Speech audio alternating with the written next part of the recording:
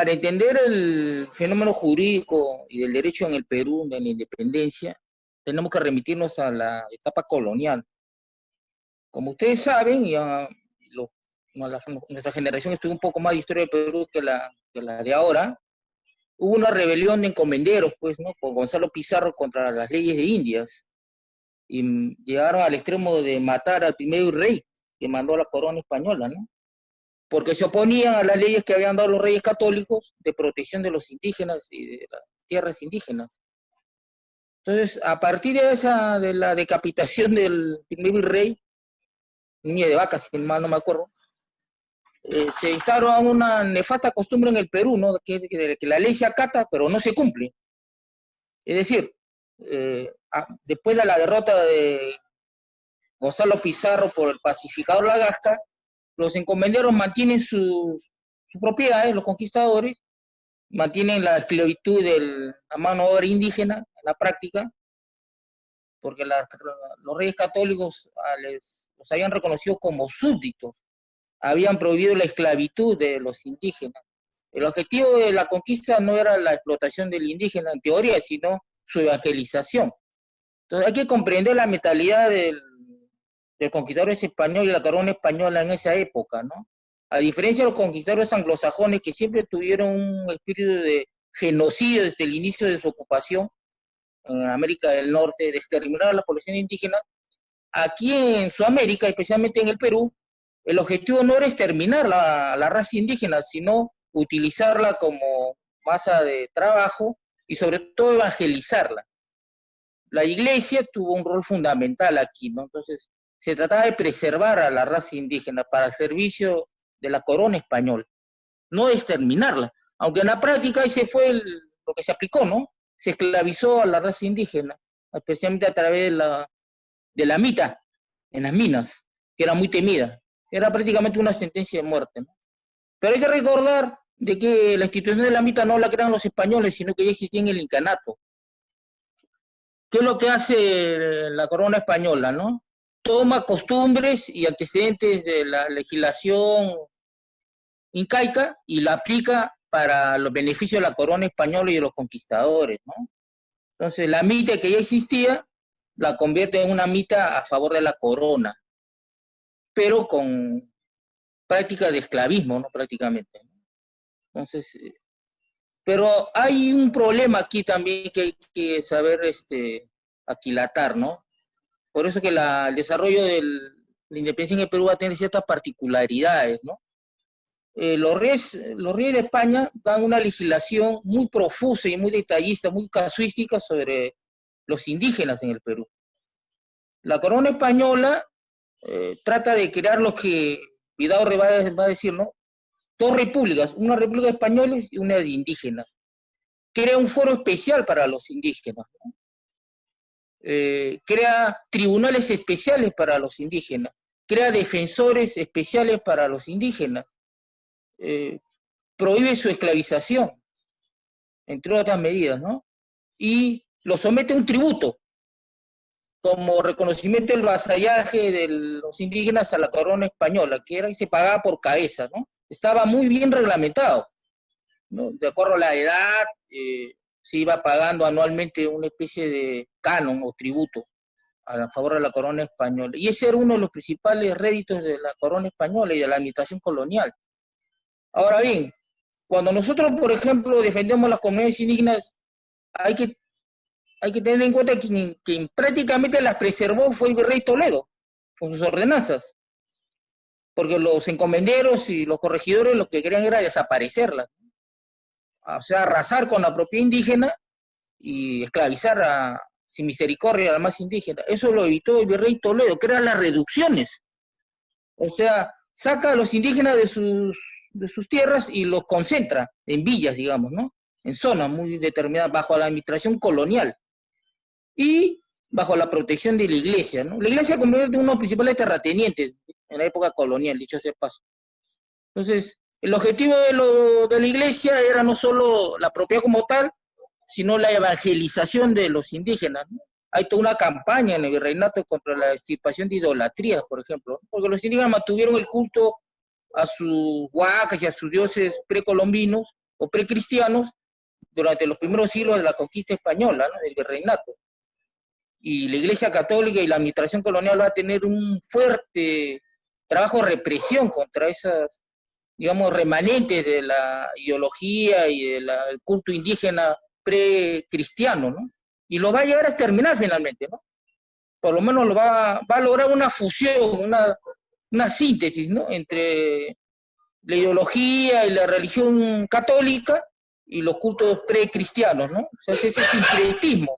Por eso que el catolicismo en el Perú tiene un rol o un carácter muy singular, ¿no? No es el catolicismo que uno encuentra en Europa.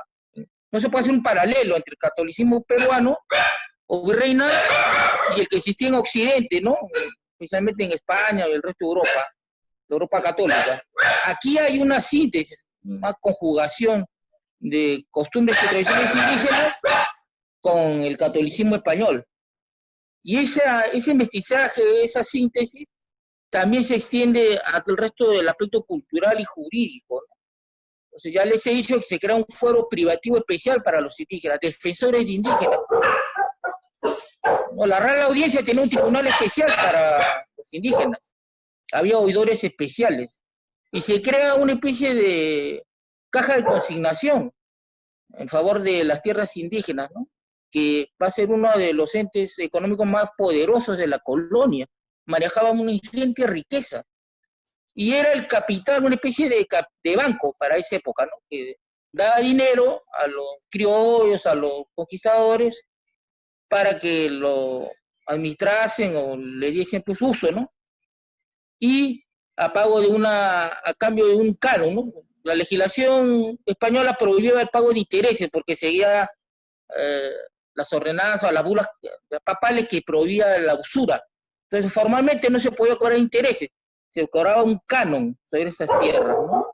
Se crean los llamados censos, que son una especie de hipoteca, censo enfitérico, consignativo, reservativo. Entonces, esa caja de propiedad de tierras de consignaciones de rentas indígenas era como un banco prácticamente. Entonces, se daban esas tierras, esos fondos, a cambio del pago de una regalía, de un canon, pero la corona o la administración virreinal mantenía la propiedad, ¿no? El dominio directo, digamos.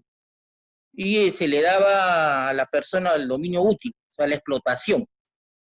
Entonces, y no era indefinida, sino era por una, dos o tres vidas, y cuando eso acababa, regresaba a la corona o a esta caja de consignaciones de tierras indígenas, ¿no? Entonces, llegó a convertirse en un ente poderoso económicamente, ¿no? Entonces, la situación del indígena en el Perú, en la corona española, en la época del virreinato, estaba inspirada en una legislación de carácter tutelar, paternalista, evangelizadora, de protección de la raza indígena, no de su exterminio. Ahora, hay un abismo entre la letra de la ley y su aplicación práctica, ¿no? La administración virreinal, bueno, tenía que tolerar y representar en última instancia los intereses de los encomenderos y los conquistadores, así que hacía de la vista gorda de la inicua explotación y el estado de servidumbre y semi-esclavización que redujo a la masa indígena. No obstante, la Iglesia Católica fue un freno importante para ese tipo de abusos, ¿no? No es por gusto de que Bartolomé de las Casas, ¿no? El padre Victorio de las Casas, surge justamente en América, en ese tipo de clérigos antiesclavistas, ¿no? Que defienden a la raza indígena y denuncian la destrucción de la cultura indígena. Entonces, hay un debate incluso en Salamanca sobre los justos títulos de la conquista española, ya en la época de los reyes católicos. Entonces, se da el caso único en la historia occidental de que un imperio empieza a discutir en el seno de su élite jurídica y política la justeza o la validez de su conquista. Y los títulos para poder explotar a la población indígena, ¿no? Ese fenómeno nunca se dio con los conquistadores anglosajones. Por ejemplo, ellos no dudaron en ningún instante del derecho que tenían de exterminar la raza indígena, ¿no? Y ocupar todas sus tierras. Eso nunca tuvo discusión para esa cultura y ese tipo de conquista. En el Perú no. En América eso fue distinto, ¿no? acá el naturalismo, el que se inspiraba, el catolicismo, el neotomismo que se inspiraba a la administración colonial, le reconocía un carácter humano al indígena, ¿no? O sea, tenía alma, y por lo tanto esa alma tenía que ser ganada para gloria de la Iglesia Católica, ¿no? Entonces tenía que preservarse a la raza indígena. Y efectivamente, la administración colonial, que era esa reducción, crea esos fueros, esa tutela paternal, y protege la propiedad de las comunidades indígenas, ¿no? Es cierto que lo somete a la tutela de los caciques, que eran gente que eran prácticamente realeza indígena que se había aliado con los conquistadores españoles, ¿no? Que eran muy abusivos en muchos aspectos, ¿no? Pero no hay que olvidar de que uno de esos caciques es Tupac Amaru, que va a ser el gran levantamiento, ¿no? Precursor de la independencia en el Perú y América. Y otro de los caciques es Pumbacao, del que Julio Buenaño ha hablado extensamente, ¿no? O sea, dentro de la nobleza indígena hay dos tendencias, ¿no? Una que se va a levantar contra la opresión colonial, la inicua explotación de los corregidores, ¿no? Y que está representado por Tupac Amaru, y que es aplastada con el concurso de la otra facción, que se beneficiaba de la administración colonial, liderada por Pumacao. Entonces, para desgracia del Perú, derrota pues la insurrección de Tupac Amaru, ¿no? Y el Perú se frustra ahí como proyecto nacional, ¿no? Si somos una nación en formación, es por haber perdido esa insurrección, ¿no? De haber triunfado, el Perú probablemente hubiera podido culminar su proceso de formación nacional, ¿no? Y quién sabe si hubiera restaurado una especie de imperio en el Perú, ¿no? Retomando muchos aspectos del pasado incaico. Pero bueno, eso sería una distopía, digamos, ¿no? Porque no sucedió así, ¿no? La revolución de Tupac Amaru fue aplastada a sangre y fuego, y si bien es cierto, la administración colonial abolió después los corregimientos y los sustituyó por los intendentes, en lo primordial se mantuvo, ¿no? La explotación y la opresión de la masa indígena en el Perú. Pero con todo y eso, sin negar el carácter expoliador y el estado de servidumbre que se redujo a la población nativa, y acá Julio Bolaño me podrá desmentir o confirmar, la legislación colonial y la administración colonial establecieron una forma de tutela y protección a la raza indígena, y preservó sus tierras, sometidas a la dirección de los caciques, por supuesto. Y la iglesia, como primer terrateniente, porque era la que tenía más propiedad, protegió a la raza indígena en ese sentido, ¿no? Impidió su total esclavización por los corregidores y encomenderos. Ahora bien, ¿cómo se porta la república con los indígenas? Que eso es lo que a nosotros nos interesa, porque ellos son la base de nuestra nacionalidad.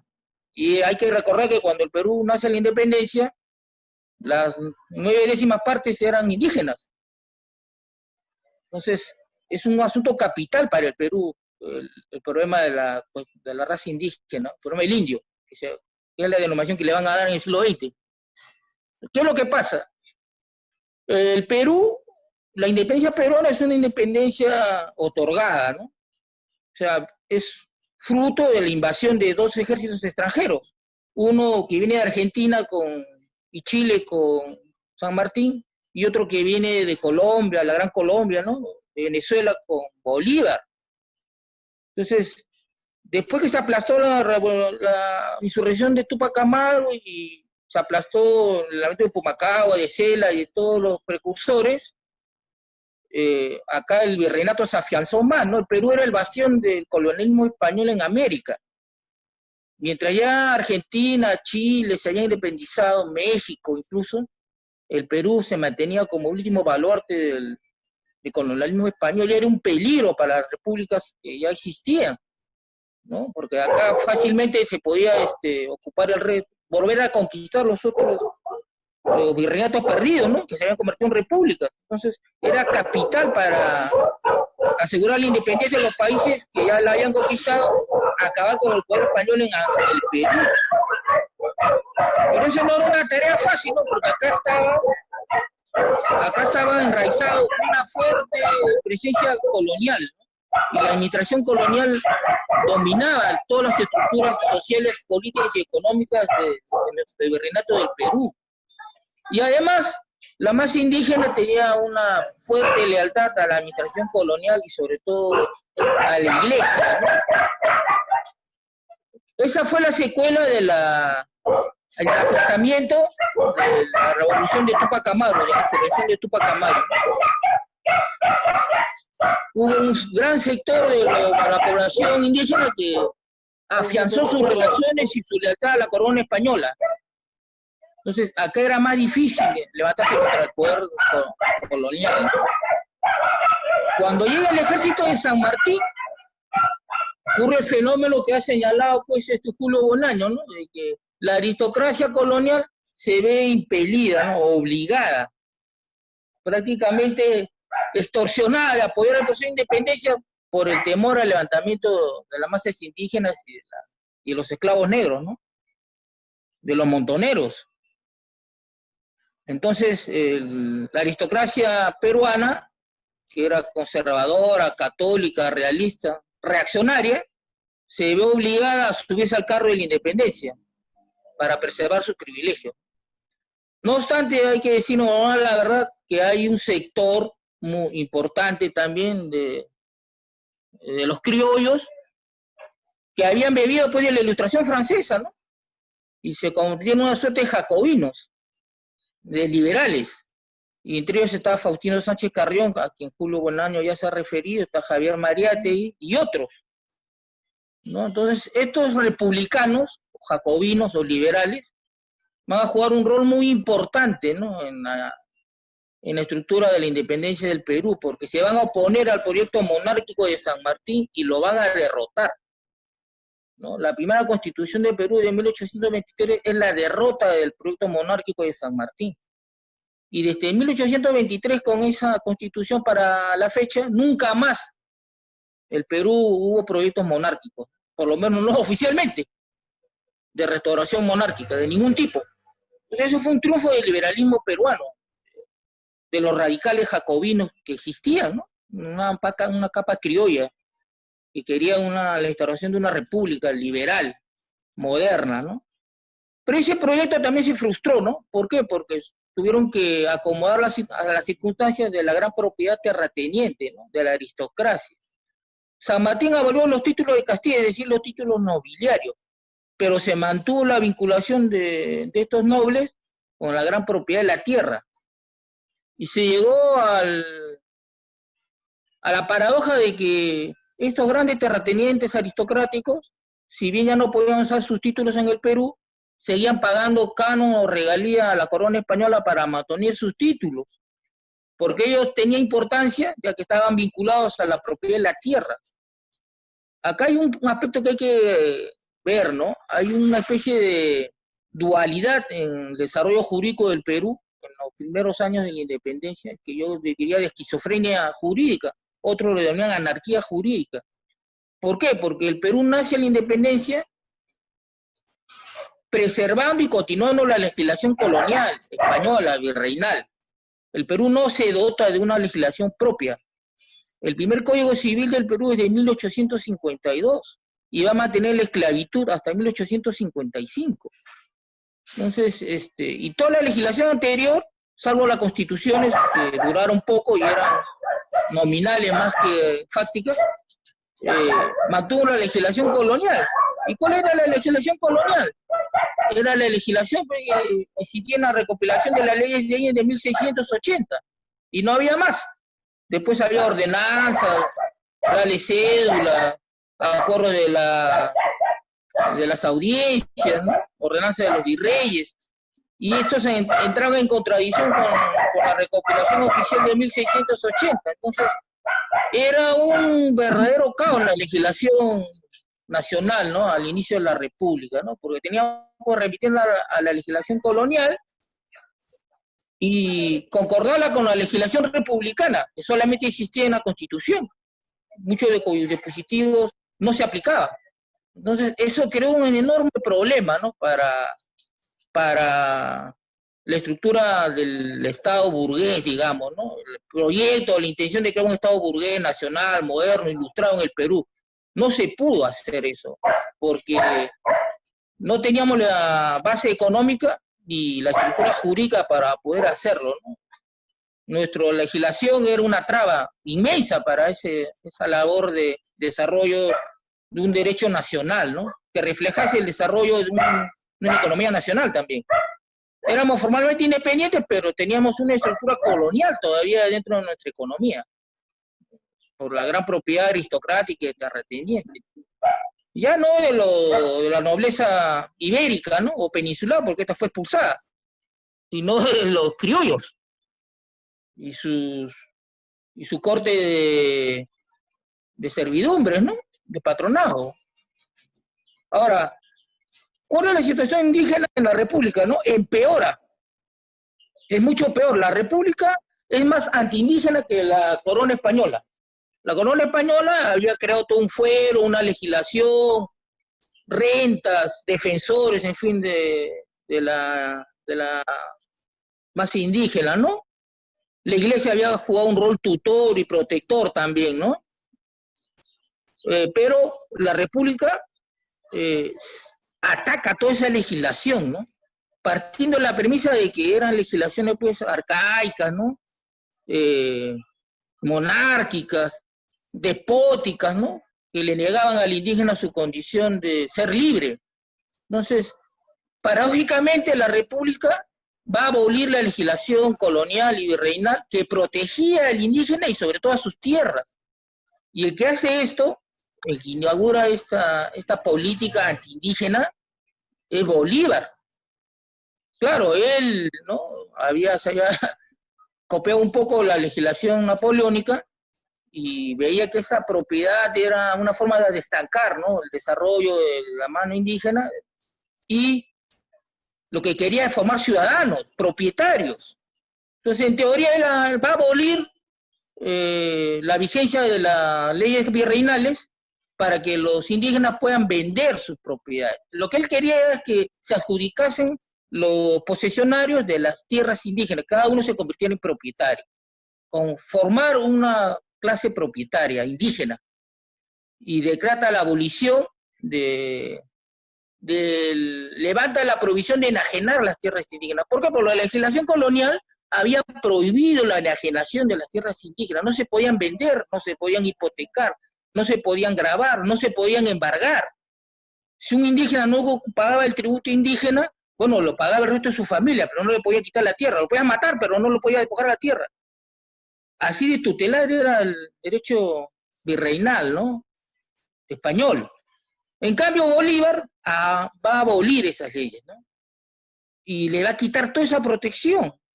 Esa caja de consignaciones prácticamente la salta el Estado peruano, ¿no? Ante la escasez de rentas, va a saquear esas rentas y va a levantarse la prohibición de enajenar tierras de los indígenas, le da carta blanca pues a los criollos para apoderarse de esas tierras. Al abolir a los defensores indígenas, los deja inermes. Entonces, ¿qué tuvieron que hacer los indígenas peruanos? Se atrincheraron en sus comunidades, ¿no? Y no lo pudieron aplicar. Lo intentaron, por cierto, las haciendas crecieron. ¿Cómo nació el gamonalismo en el Perú? Justamente con la legislación de Bolívar. O sea, Bolívar tuvo la intención de crear una especie de clase media propietaria, ¿no? De elevar al indígena a la condición de propietario, convertir en una especie de pequeño burgués.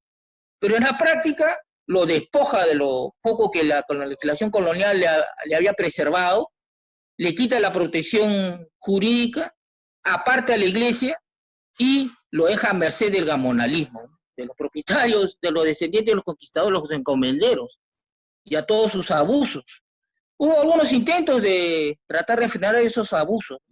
Se crearon defensores de indígenas. Por supuesto que estos entraban en complicidad abierta con los propietarios, grandes propietarios de la tierra, ¿no?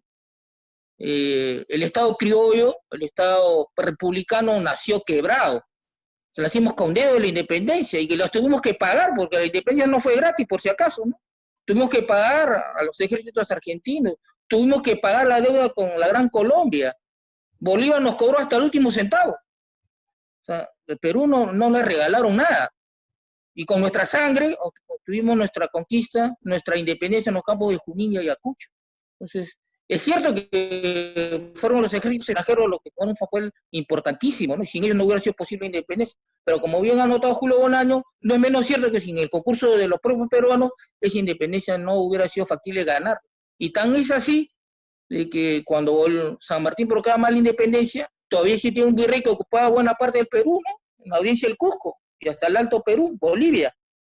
Entonces, la independencia, el país estaba dividido.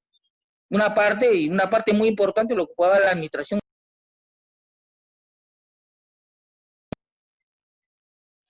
Entonces, la parte libre era la parte costera, del norte del país y de Lima, y del sur, una parte del sur. Pero todo el centro y la parte tan rica e importante como era el Cusco, y el Alto Perú, donde estaba la mina de Potosí, era la propiedad del virrey español y sus huestes, ¿no? Su ejército. Y como había dicho Julio Bonnano, ambos ejércitos eran formados básicamente por indígenas peruanos. Ahora bien, ¿qué es lo que va a pasar a posteriori, no?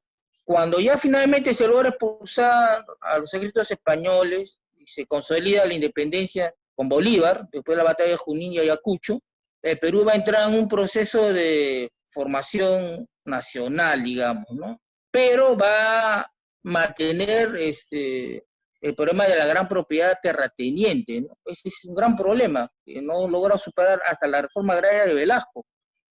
Entonces, eso implicaba la servidumbre de la población indígena. Las comunidades siguen existiendo, pero acosadas, defendidas en la práctica. Nunca la legislación republicana reconoció a los indígenas ni sus propiedades comunales, nunca. Tenemos que esperar hasta la Constitución de 1920 con Leguía, que se reconoce a la comunidad indígena, que crea un censo, que los titula. Es Leguía, 1920 con su Constitución, la que va a crear una especie de reconocimiento oficial del Estado peruano de las comunidades indígenas y su propiedad, y declara que es inajenable e inembargable la propiedad indígena de las comunidades. Leguía, ¿no? Nosotros nos hemos educado contra Leguía por un tirano, ¿no? Pero él es el único presidente del Perú desde la independencia, hace un siglo, que reconoce la propiedad indígena y la protege. El Estado peruano la protege, crea una dirección de asuntos indígenas. El Día del Indígena es el 24 de junio, lo crea Leguía. Ahora le llaman Día del Campesinado, ¿no? Entonces, él lo que hace es elevar al plano jurídico toda la lucha que se hacen con el movimiento pro-indígena, porque viene con Pedro Zulen y Dora Maya de Zulen, ¿no? Que Mariette también va a resumir en 7 ensayos. Y reconoce pues a la propiedad comunal indígena, que es algo que a nosotros nos interesa muy importante para el desarrollo del país, ¿no? Y esta propiedad comunal indígena es prácticamente desmantelada por la Constitución de Fujimori, ¿no? La nefasta Constitución del 93, porque mediante una ley se levanta en primer lugar la prohibición de que sea inembargable, inenajenable, inembargable, ¿no? Se da una ley para que las comunidades campesinas puedan vender las tierras, y eso se aplica sobre todo en la costa, y prácticamente las han desaparecido, ¿no? La práctica las han desaparecido. Y se mantiene todavía en la sierra, ¿no? En la costa ya prácticamente son pequeños grupos que especulan con los restos de las propiedades de las comunidades, ¿no? Yo sé de paso, las comunidades formalmente, aún las que no están tituladas, son dueñas de la mayor parte de la tierra en el Perú. Formalmente, ¿no? O sea, las comunidades tienen propiedades inmensas, gigantescas. Por supuesto que son zonas eriáceas, ¿no? Que no están explotadas, ¿no? Pero su magnitud es gigantesca, es enorme. Entonces, uno se da cuenta de este fenómeno, o los que no son muy estudiosos de este fenómeno, se va a dar cuenta con el Baguazo, por ejemplo, ¿no? ¿Por qué Alan García quiso arrasar con las comunidades nativas en la selva? Y dijo que eran peruanos de segunda generación, de tercera categoría. ¿Por qué? Porque justamente ahí esa traba, ¿no? Las comunidades, tanto nativas en la selva como en la sierra, defienden sus derechos ancestrales de propiedad comunal. Eso ha persistido. Y cuando se da el baguazo, vamos a ver, ¿no?, el grado de colonialismo que tiene nuestra burguesía, cuando escuchas a Jaime de Althaus, a Rosa María Palacios, a Rafael Rey, hablando que eso era pues reaccionario, antiliberal, antimoderno, ¿no? Mantener esas comunidades indígenas que eran invención de Toledo, del virrey, ¿no? Que era una legislación que mantenía en el subdesarrollo al Perú. O sea, son más neogos de lo que era eh, los virreyes. ¿Y quién va a defender a la comunidad indígena? Yo recuerdo entre digamos, los políticos oficiales, Víctor Andrés Belaúnde de Acción Popular, porque Acción Popular tiene ese legado, digamos, ¿no? Doctrinal de defensa del Perú y de los peruanos, ¿no? Y no porque yo sea exopopulista, no, porque fue la única voz dentro de la burguesía que defendió a la propiedad comunal. Burguesa, ¿eh? Por supuesto que la gente de izquierda la defiende por principio, ¿no? Eso no está en duda, pero dentro de la burguesía la única voz que se alzó, que yo recuerde, fue la de Víctor Andrés León, representante de su partido de Acción Popular. Entonces, eso nos da una idea, el punto de hasta qué punto nuestra burguesía es reaccionaria, ¿no? Antiindígena, anticomunal. La quieren arrasar, la quieren destruir, la quieren desaparecer. Y siempre ha sido ese el proyecto de nuestra burguesía y de los encomenderos y sus herederos de Bolívar. Nunca han dejado de intentar hacerlo, ¿no? Solo hubo un interregno con Leguía y con Velasco. Pero eso fue un interregno. La política oficial con el neoliberalismo se mantiene como objetivo destruirla, ¿no? Ahora, con la penetración del Estado capitalista, ¿no? La ley de mercado, con la prohibición de levantar la enajenación de las tierras comunales, las van a ir desapareciendo poco a poco, ¿no? Si se mantienen es porque es una cuestión no solamente de posesión de tierra, sino cultural, ¿no? La esencia de nuestra nacionalidad está ahí. No la debemos proteger por un interés arqueológico, etnológico o antropológico, ¿no? Una especie de curiosidad o reliquia colonial. Nos interesa protegerla porque ahí está la raíz de nuestra nacionalidad. Si el Perú se va a convertir en una nación, será en base justamente de la protección, el desarrollo, la modernización de esa propiedad comunal, indígena o nativa. Tanto que nosotros no la reconozcamos, no la protejamos, no la desarrollemos, no vamos a ser una nación. Somos lo que somos ahora, ¿no? Un país desintegrado, en lucha constante, en guerra civil. ¿Qué fue lo descendieron en los 80 y en los 90? Una guerra civil. Si no hubiera habido la reforma agraria de Velasco, de repente ganaba Sendero. Hubo la reforma agraria. Y eso evitó el triunfo de Sendero. Entonces, pero no fue suficiente la reforma agraria, porque Velasco creó cooperativas, sociedades agrarias de producción social, las hay, ¿no? Las agrarias de interés social, y no le dio la tierra a los indígenas, a las comunidades, ¿no? No se la despojó tampoco, hecho ese paso, ¿no? Cometió un error Velasco, ¿no? Ahí apostó por una economía, digamos, de integración, ¿no? Vertical, de integración económica, ¿no? En el papel eso suena muy, muy bonito, pero no corresponde a la realidad y a las costumbres del Perú y de la mentalidad de nuestros indígenas o nativos, no corresponde. Entonces no podemos nosotros aplicar figuras jurídicas o económicas que entran en contradicción con esa raigambre, esa costumbre, ¿no? Esa herencia, que hay que preservarla, hay que desarrollarla, no hay que combatirla, no hay que exterminarla. Ese es un grave error de nuestra burguesía. Y algunos sectores ilustrados de la izquierda también han hecho ese paso, es muy preocupante. Hay que tener en cuenta toda esta situación y como decía María, el Perú es una nación en formación, pero la base para su formación como nación es lo indígena. Ahí está la base. Somos mestizos étnicamente y culturalmente.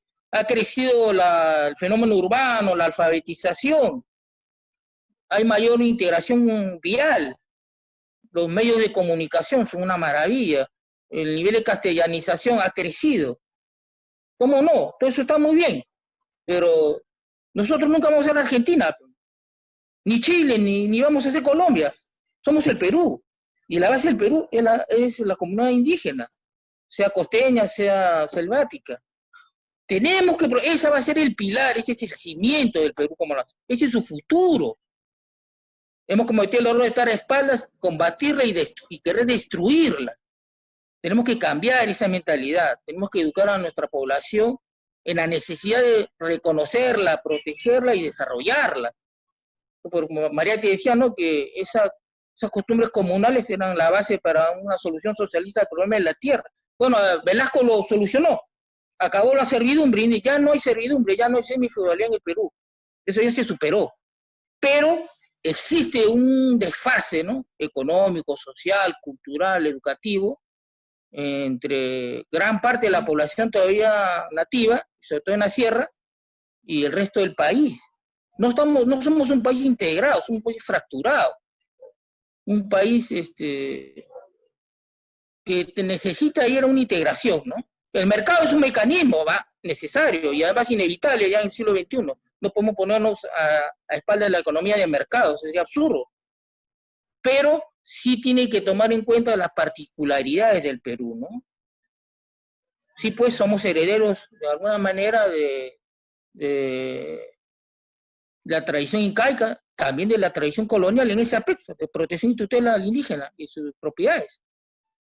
Y debemos rescatar los avances que hubo en la República de reconocimiento de esos derechos, con Leguía, con Velasco, y paro de contar, porque todo lo demás ha sido contra indígenas, o simplemente lo ha ignorado, que es la regla general, ¿no?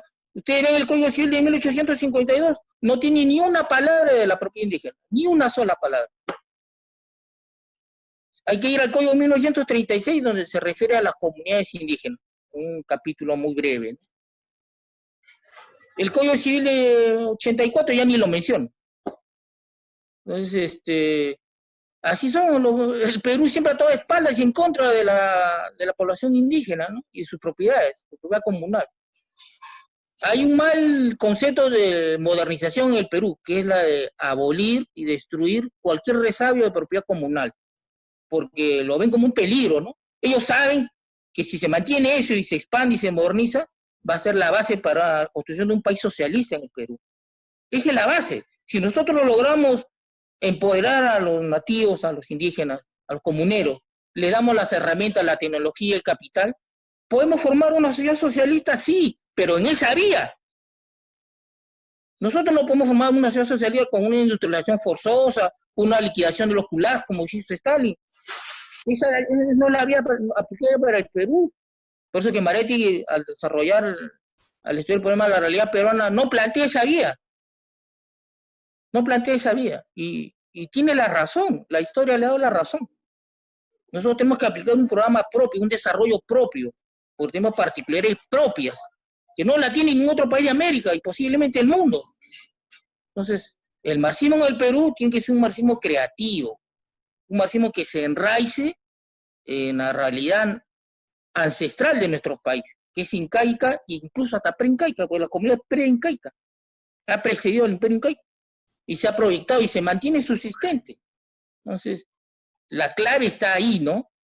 Ahora el Perú, claro, tiene un cuerpo jurídico más coherente, ¿no? Tenemos códigos civiles, penales, administrativos, en fin. O sea, culturalmente y jurídicamente estamos a nivel de cualquier país del mundo occidental, pero estamos a espaldas de la base de nuestra nacionalidad. O no lo mencionamos o lo combatimos. O sea, ese problema no lo hemos resuelto, ¿no? ¿Qué es lo que ha hecho la burguesía después de la reforma agraria de Velasco? Bueno, ha dado esta ley con Fujimori para poder enajenar las tierras indígenas comunales. Los indígenas hasta ahora resisten, ¿no? Hasta ahora resisten. 200 años de república, 300 años de coloniaje. O sea, vamos por los 500 años. Y resisten todavía. Están ahí resistiendo. Pero con nuestro deber, ¿qué debemos hacer nosotros, ¿no?, hombres ilustrados, socialistas, profesionales? Poner al servicio de ellos todo nuestro saber, nuestro trabajo, nuestra influencia para darle las herramientas que les permitan el desarrollo moderno. Por eso no lo queremos mantener como una reliquia, pues, decimónica, ¿no? O premoderna. Queremos que accedan a todos los beneficios de la modernidad y el desarrollo humano, pero sobre la base de su propia cultura, no desintegrando su cultura, ¿no? Desintegrando su propiedad, su propia idiosincrasia, hay que saberlo respetar, ¿no? Lamentablemente la burguesía peruana tiene una mentalidad depredadora, pues, ¿no? Rentista, expoliadora, no se siente identificada con el nativo peruano o el mestizo peruano, ¿no? Se siente español, se siente norteamericano, europeo, hasta japonés, pero no se siente peruano. Esa es la desgracia de nuestra burguesía, ¿no? No se identifica con el país, a diferencia de la chilena, la argentina, la colombiana. Acá tenemos una burguesía antinacional. Hay sectores ilustrados, ¿no? Que han tratado de apostar por un proyecto más integrador, ¿no? En base al mestizaje. Es el caso de Ribagüero, es el caso de Víctor Andrés Belaún, del mismo Aya de la Torre. Pero esos proyectos han fracasado, porque no han tomado como base el desarrollo comunal, ¿no? O sea, mantienen esa tendencia anticomunal, ¿no? Ahora, hay que decirlo también, ¿no? La Constitución del 79, ¿no? Mantiene el carácter intangible, inalienable, inembargable de las comunidades indígenas, la propiedad comunal. Esa es una tendencia progresista de la Constitución del 79, ¿no? Que va a retomar y desarrollar mejor lo que ya le había reconocido en la Constitución de 1920. Y eso ha sido derogado en la Constitución del 93, que es la que nos rige ahora, ¿no? Eso ha sido derogado. Tenemos que reconocer la necesidad de cambiar la Constitución para que, entre otras cosas, reconocer y volver a proteger la propiedad comunal, como venía siendo antes, ¿no? Entonces yo creo que ahí está el desafío en el Perú desde el punto de vista del plano legal, ¿no? Tenemos muchas leyes, más de 30.000, 40.000 leyes en el Perú, pero la ley fundamental es justamente la protección de la propiedad comunal.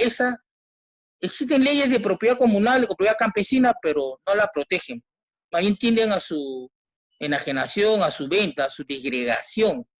Entonces, ese es un grave error que nosotros tenemos que corregir, empoderar a la gente, y ese es un problema que tenemos que resolver, y resolverlo ya, si es que no queremos que se repita otro fenómeno como Sendero en los años 80 o 90, ¿no? Entonces, ese es un desafío para la clase ilustrada en el Perú, ¿no? Saber identificarse con sus raíces y desarrollar el potencial que tiene la propiedad comunal. Ahí lo dejaría por un momento.